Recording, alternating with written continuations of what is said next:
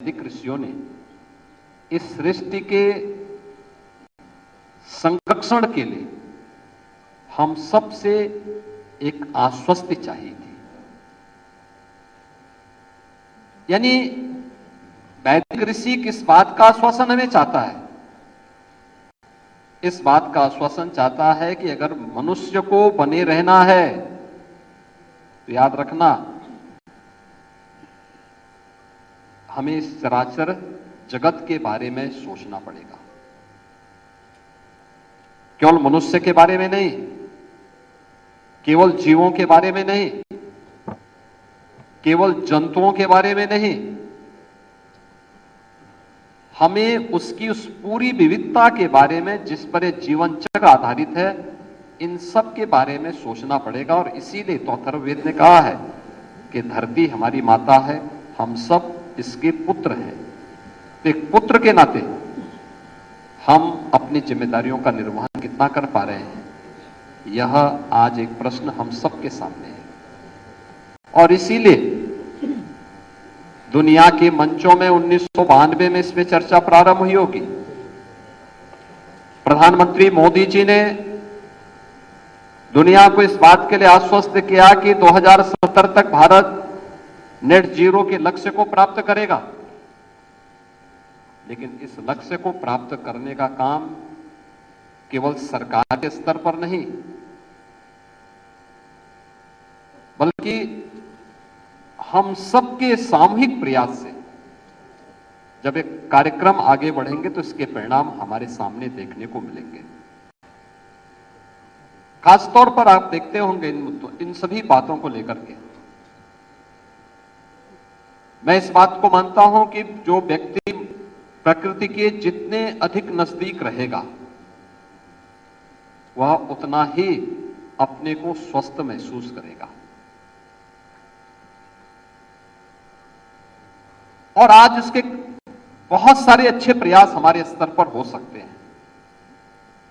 कैसे हम इन कार्यक्रमों को आगे बढ़ा सकते हैं, और इन कार्यक्रमों को लेकर के ही उत्तर प्रदेश का जो हमारा बायोडायवर्सिटी बोर्ड है, उसने भी इन चीजों को लेकर के एक नए अभियान को आगे बढ़ाने के कार्यक्रम को, जिसे लेकर के आज नेशनल सेमिनार भी यहां पर आयोजित किया गया है, जिसका विजन ही इस बात को लेकर के है कि हम लोग इस अवसर पर एक harmony with nature and sustainable development, यानी प्रकृति और सतत विकास में समन्वय, एक सामंजस्य कैसे हम बना सकें। आप देख रहे होंगे, यानी हमें प्रकृति के साथ, पर्यावरण केवल मनुष्य नहीं है, जीव नहीं है, जीव जंतु और वहां की भौगोलिक और स्थानीय पारिस्थितिकी, इन सबको मिलाकर के जो एक उस वहां की जो एक वातावरण बनता है, वो अपने आप में पर्यावरण कहलाता है। यानी प्रकृति और पुरुष का एक समन्वित जो रूप है, वही पर्यावरण है। लेकिन उसमें समन्वय बनाने का काम किस रूप में हो सकता है? आज हम लोग देखते हैं, हर कार्य के लिए हम लोग सरकार पर निर्भर होते हैं। आप याद करिए, पहले प्राचीन समय में हम लोग इस बात को देखते थे हर गांव में, और ये राजस्व संहिता का हिस्सा भी होता था। हर गांव में खलिहान की भूमि होती थी, लोग खेतों में आग नहीं लगाते थे। यानी फसल कटने के बाद पराली का व्यवस्थित प्रबंधन किस रूप में होता था, ये हम सबके संज्ञान में है। हम सब जानते हैं, प्राचीन यानी आज से कम 35-40 वर्ष पहले लोग इस बात को लेकर के बहुत आग्रही हुआ करते थे। गांव में खाद का गड्ढा भी एक होता था, जिसकी नौयत चेंज नहीं होती थी। खाद का गड्ढा है तो खाद का गड्ढा है। गांव का जितना भी सॉलिड वेस्ट होता था, उसको लोग वहां खाद के गड्ढे में डालते थे, और फिर साल भर में जब कंपोस्ट होता था, फिर उसको वहां से निकाल करके अपने खेतों में उसको डाल देते थे। कंपोस्ट के रूप में गांव के अपने खेत में किसान उसका उपयोग करता था, गांव के लोग अपने खेतों में करते थे। अगली बार के लिए गड्ढा तैयार हो जाता हर गांव में तालाब होता था।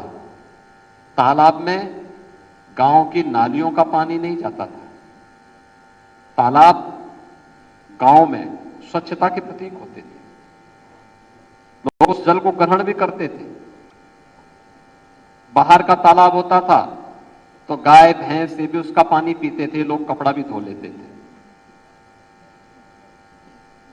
समय पर जैसे जैसे सुविधा बढ़ती गई, हमने गांव के खाद के गड्ढे को भी कब्जा करवा दिया। खलिहान की भूमि पे कब्जा हो गया, गौचर भूमि पे भी कब्जा हो गया और गांव के तालाब को हम लोगों ने गांव के ड्रेनेज को उड़ेलने का एक माध्यम बना दिया। इसने नई नई बीमारियां भी दी हैं। तमाम प्रकार की नई बीमारियां, इंसेफ्लाइटिस वहीं से शुरू होता है। मच्छर होंगे तो उस मच्छर से मलेरिया भी फैलेगा, उस मच्छर से तमाम प्रकार के अन्य बीमारियां भी उसके माध्यम से फैलेंगी। यानी स्वयं मनुष्य के द्वारा अपने स्वयं के स्वार्थ के लिए जो रणनीति अपनाई गई वो स्वयं उसके लिए कैसे आत्मघाती सिद्ध हो रही है, ये आप देख सकते हैं। और इसीलिए आज हम इन बातों पर जरूर विचार करें कि क्या हर कार्य के लिए सरकार पर ही निर्भर रह करके हम कर सकते थे। पहले गांव तो आत्मनिर्भर हुआ करते थे। राष्ट्रपिता महात्मा गांधी ने ग्राम स्वराज की बात की। एक ग्राम स्वराज का एक मॉडल था हमारा गांव। विवाद नहीं थे, गांव के लोग मिल बैठ करके पंचायत पंच परमेश्वर के सामने उन समस्याओं का समाधान करते थे। तालाब की भूमि आरक्षित होती थी, खलिहान की भूमि आरक्षित होती थी, गौचर की भूमि आरक्षित होती थी, खाद का गड्ढा आरक्षित होता था। गांव का पूरा सॉलिड वेस्ट खाद के गड्ढे में जाएगा, फसल खलिहान में आएगी, गौचर भूमि गाय के चराने के लिए उपयोग में आएगी। कोई व्यक्ति व्यक्तिगत रूप से उस पर काबिज नहीं हो सकता था। और गांव में हर व्यक्ति ने या तो अपना सोख्ता बना के रखा हुआ था या फिर गांव की नाली गांव के बाहर कहीं जाकर के दूर उसको बहा दिया जाता था। आवश्यकता भी कम थी। लोग प्रकृति की पूजा करते थे, जल स्रोत की पूजा करते थे। हर उस पवित्र कार्य को हम लोगों ने अपनी आराधना से जोड़ा था जो मनुष्य के जीवन के लिए और जीव सृष्टि के लिए उपयुक्त था। कौन सा ऐसा जीव है जिसको हम सनातन धर्मावलंबी किसी न किसी देवी देवता के साथ न जोड़ते हो? कौन सा ऐसा है? और हमारा पूरा जीवन ही उस पूरी यानी जीव जगत के साथ जुड़ी हुई थी। हमने पेड़ों की भी पूजा की है,